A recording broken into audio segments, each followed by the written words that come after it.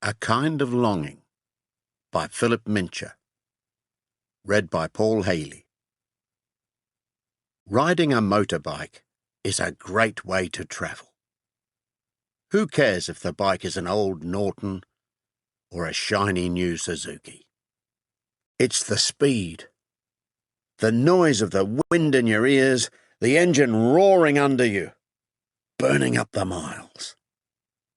Bikers are free, alone. They go where they want. Free, alone. Sometimes lonely. And danger waits at every bend in the road. But for Roy, riding home to Auckland as night falls, it's still a great feeling.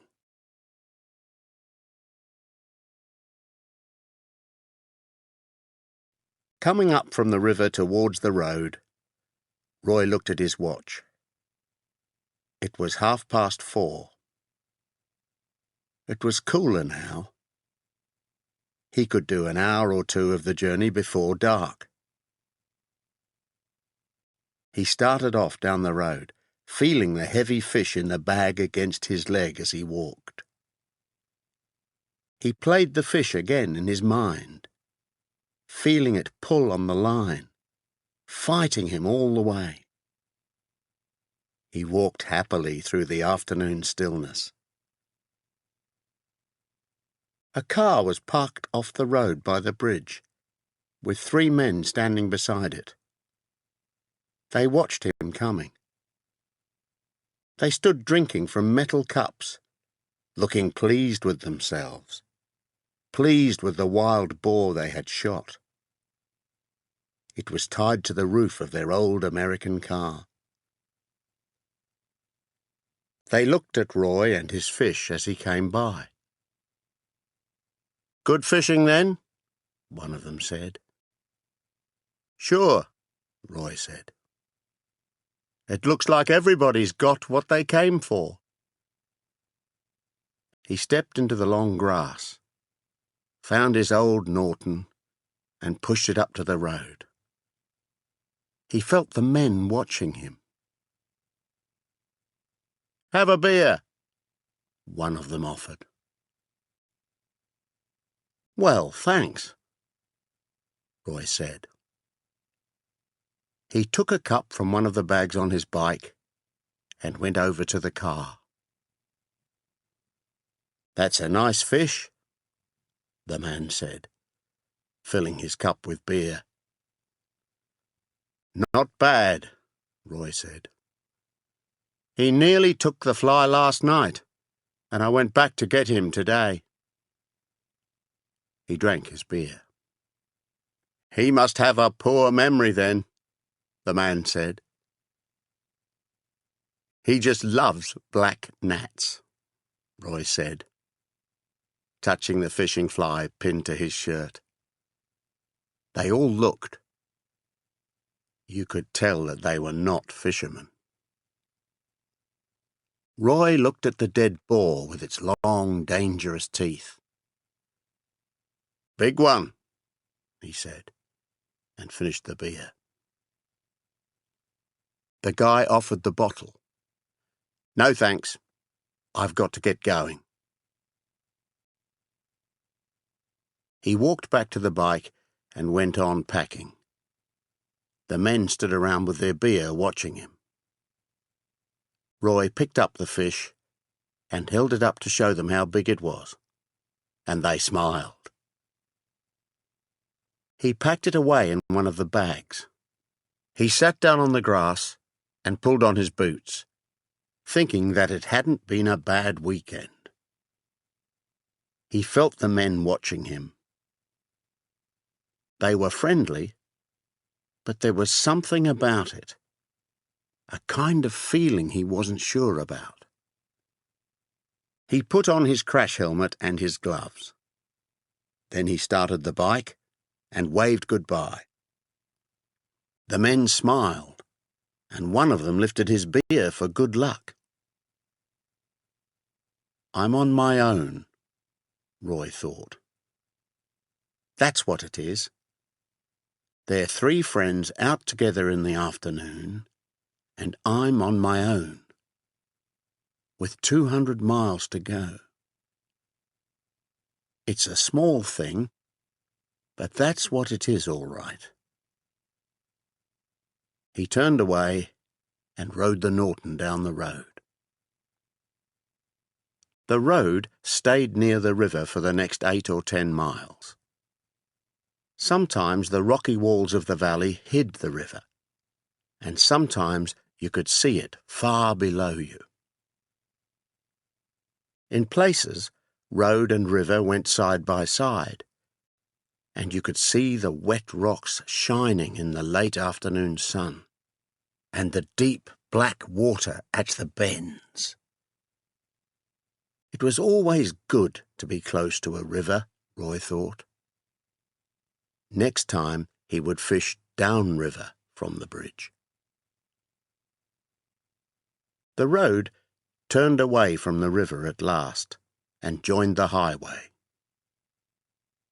Roy let the bike go faster. He felt the old feeling coming as the miles went by. All the things that hurt disappeared, all the things that didn't matter. He didn't need to think. Not about being alone, not about anything. He did 65 miles in the first hour. He felt calm and easy. Sometimes it worried him, riding fast, but this afternoon was fine. When it was dark, he would slow down. He rode on past the rich farmland. He thought about the farmers, finishing work, perhaps having their tea. That made him feel a little hungry. Maybe about halfway he would stop for a cup of coffee and something to eat. He came round a bend and saw a car just disappearing round the next bend.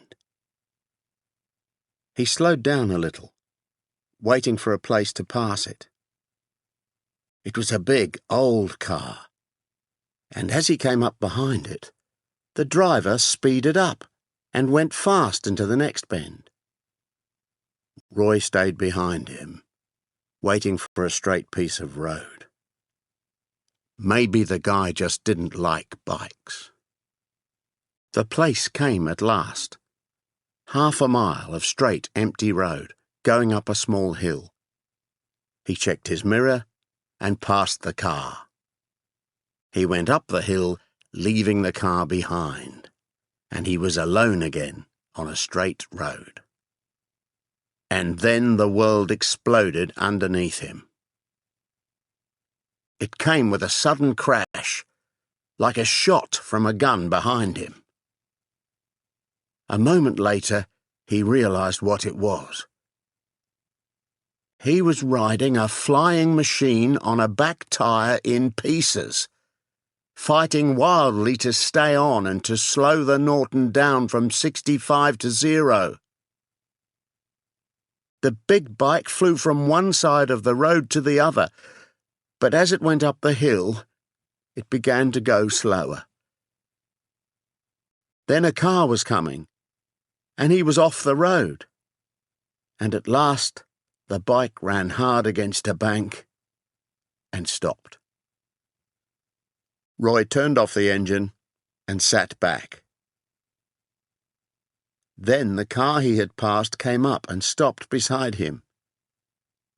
An unpleasant face stared at him from the front passenger seat.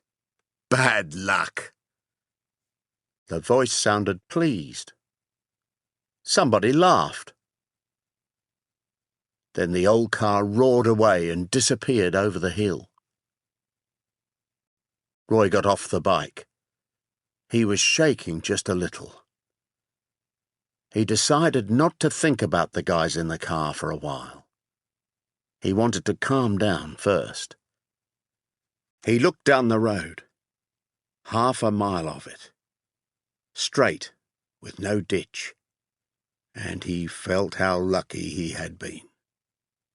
A long straight road and no ditch, man. He turned and looked up the road.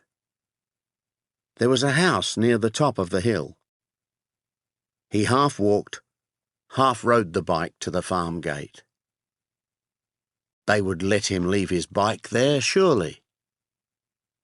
He stopped by the back door and turned off the engine. A big man in jeans, with only socks on his feet, came to the door. Roy felt the farmer looking at him, deciding about him, while he explained. "On your own?" "Yes." "Just a minute," the farmer said, and got his boots. They put the bike in one of the farm buildings, and Roy felt better about it. "Lucky it happened there," the farmer said. "That's true," said Roy, "and lucky it was the back wheel." "I used to have one of these things," the farmer said, and he reached over to hold the bike. He seemed to be looking back in time. "It'll be safe here," he said. Roy took out the fish and gave it to him. "Well, he's a big one," said the farmer. "We'll keep him for you." "No," Roy said. "Give him to the cook." "Do you think I'll get a ride this time of day?" "Easy," the farmer said. "One of those cattle trucks is what you need. Take you all the way to Westfield." "Thanks again," Roy said, and walked back up to the road. It was nearly dark. He took his gloves and put his crash helmet on. "Then people will see I'm not just out walking," he thought. That was what he thought at the beginning. The first 2 or 3 cars did not matter. But then he knew he had a long walk in front of him. Most people did not even slow down before they decided not to take him. He was halfway up the second long hill, and it was quite dark when he heard the first cattle truck. He waited as the big truck came closer. Then he saw the driver's face looking at him, and he remembered it when the truck had gone. It wasn't unfriendly, he thought. The guy just didn't care. He watched the truck go slowly up the hill. He started to walk again. He felt a kind of loneliness walking in the dark. It was the way the truck driver had looked at him. The guy just didn't care. Or maybe he didn't want a stranger with him all that way. Maybe he just didn't want to talk. More cars passed, but he didn't even try asking for a ride anymore. He walked on, not caring, knowing how alone in the world he was. He had walked perhaps another 5 miles when he heard his favourite sound. A bike came up fast behind him and went round the next corner. Roy heard it slow down, turn, and come back. The rider stopped and waited for Roy. It was a big, modern bike. Japanese, he guessed. The rider sat looking back at him, crash helmet shining. Roy was next to the bike before he realised that the rider was a girl. A tall, leggy girl, in jeans and boots. And perhaps there was fair hair under the helmet. Roy stared as they spoke. "Which way are you going, mister?" "Auckland." "That makes two of us. You have a crash?" "Tyre went." "No fun." Roy felt her eyes watching him as she spoke. "Well," she said, "talking about it won't get us home." "Sure," said Roy. His ears were getting hot under his crash helmet. He climbed up behind her, and they were off. She rode fast from the beginning. This was a real bike and a real rider. Roy felt good about it. Good to be on wheels again. Good that somebody cared enough to stop. Close to his face, the girl asked, "What kind of bike, mister?" "Norton, 500cc. "Front wheel or back?" "Back." "Not so bad," she said. "Better back than front any day." "Sure," Roy said. He wanted to talk to this girl, but he could not get the words out. They rode on in silence in the dark. She knew about bikes all right. With a guy, it's easy, Roy thought. You have a crash, you get a ride, you climb on the bike.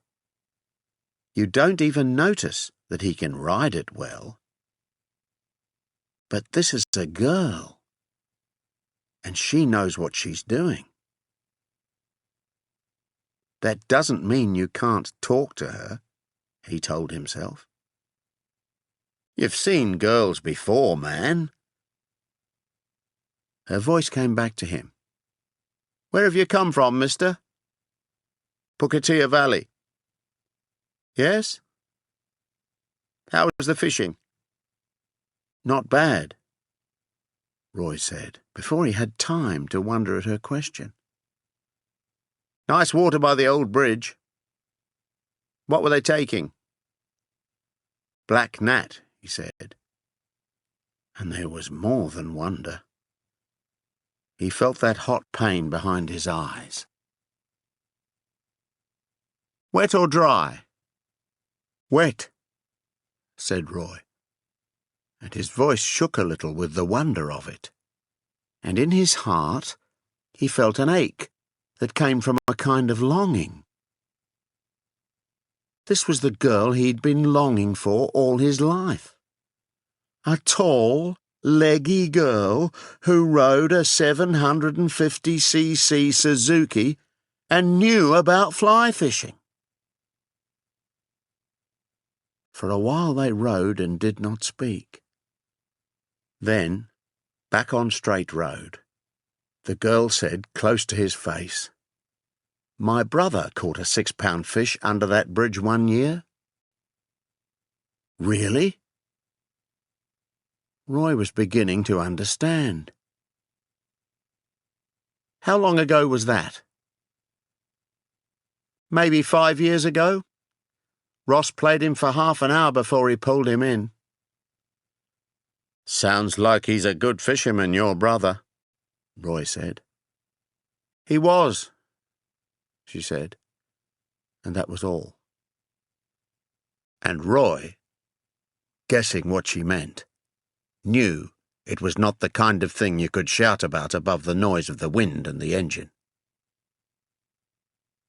After a few miles, the girl said, My name's Kay, mister. Roy said his own name. It sounded strange to him. Well, Roy, you going to buy me a cup of coffee when we get to the next town? Sure, Roy said. Sure thing, Kay. They dropped their speed and rode into the town. It was quiet on a Sunday evening. They found the place they wanted and got off the bike. Her hair was long and fair and blown about by the wind. In the coffee shop, he saw her face for the first time, and he felt that kind of longing from way back. And he sat down beside her, knowing what it was. "How long were you walking back there?" Her voice was soft and pleasant, after the shouted conversation on the road. "Perhaps 5 or 6 miles, Roy said. Nobody was interested. They never are.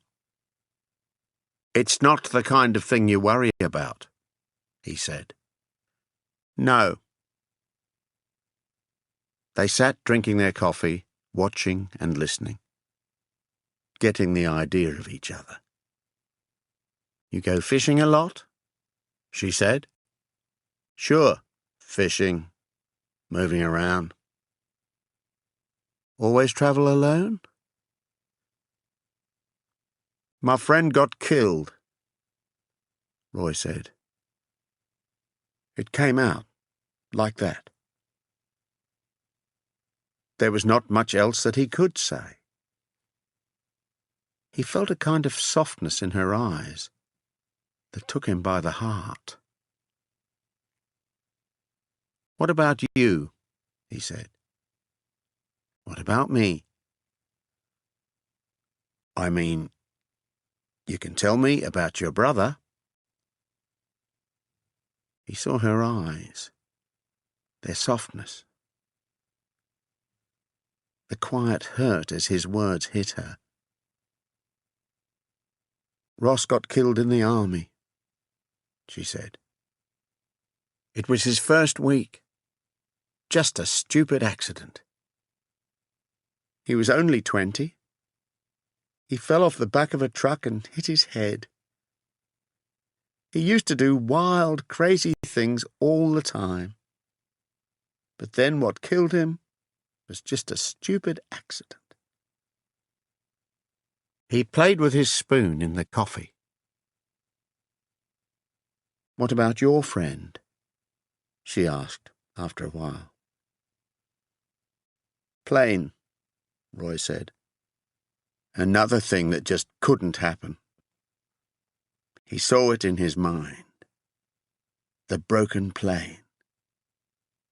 That moment he could never forget for the rest of his life. This was something they both knew, he and this girl. A death that you couldn't believe. And that feeling was always with you, everywhere, like a voice that whispers in your ear. There will never be enough road anymore, enough water, enough air. But beyond the feelings of hurt, old and new, he knew that they were telling each other the truth about themselves, not hiding things. Was he choosing the right words? It didn't matter. Now he asked, "Where have you been today then, on your big bike?" "Tauranga." "Stay the weekend?" "Down this morning. It's only 260 miles there and back," she said. "My father's in a kind of hospital down there. I don't stay because one visit each time is all I can do." "I'm sorry," Roy said. It was all in her eyes. In his mind, Roy saw a strong man broken. The father who would never get old, never die. How could you believe it? Live with it? Maybe he taught them to fish, Roy thought. This girl and her brother, dead at 20 from his accident. Maybe he taught them all those good things, and they all had fun together. And then suddenly she looked around, and she was the only one left. Maybe that's why she rides the big bike. The time was starting to get heavy now. "What do you say we get on the road?" Kay said. "Sure." They went out, and Roy felt the heaviness going. It was all right if you knew when to get up and go. They put on their crash helmets, and the tall, leggy girl started her bike. Roy climbed on behind her, and they went away, laughing. They rode gently out of the sleepy town. Then they reached the highway, and the bike roared away into the night. Roy felt all right about riding on the back. Sometimes, if you weren't sure about the rider, you weren't happy when he went fast. But this girl was okay. They rode, not talking, enjoying the night ride on their big, fast machine. Roy thought about the things they were passing. The cattle in the fields, the night sounds of the farms. Lights appeared and cars sped past.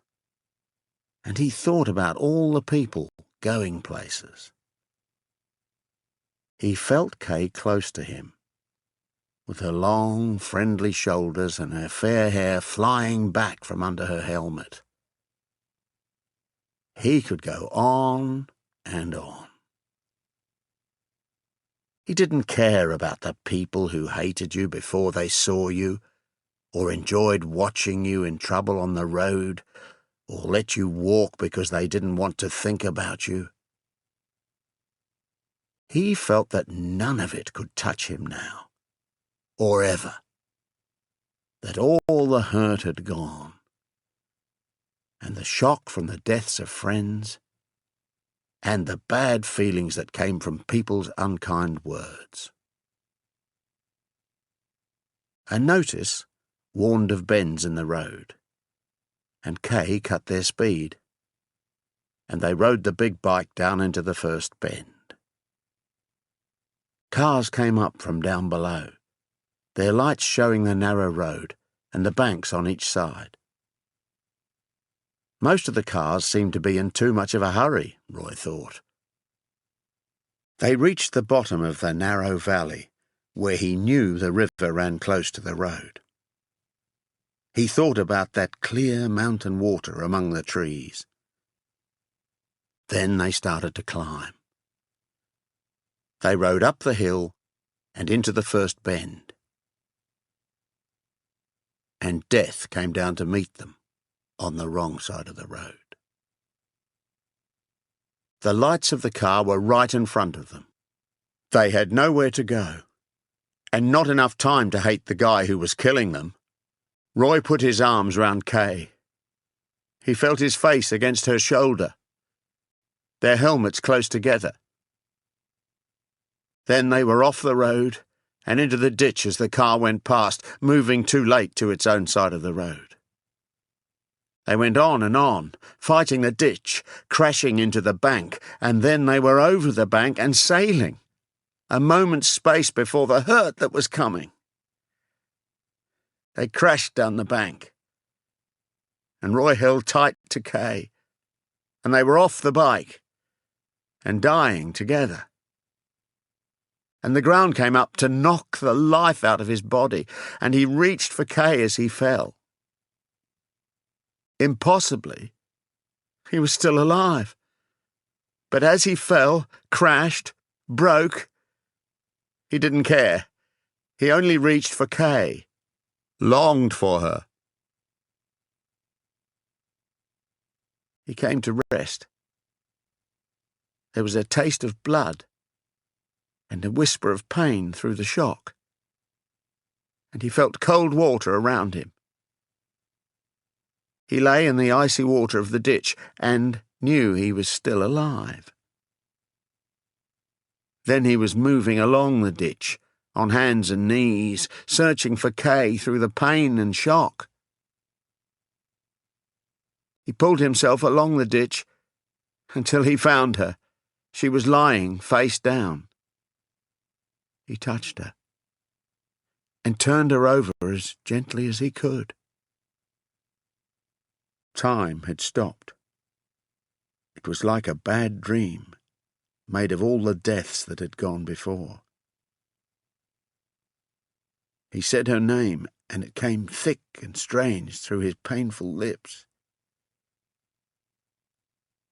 She looked at him, and he waited for an impossible moment. And then she began to cry as the shock hit her. And that was all the hope he needed.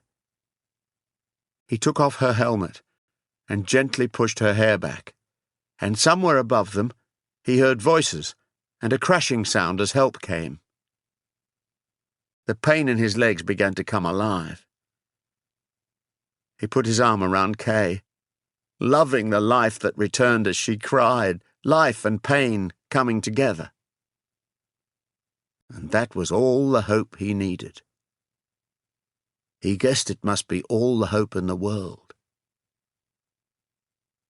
Because for all the time that it lasted, they would have it together.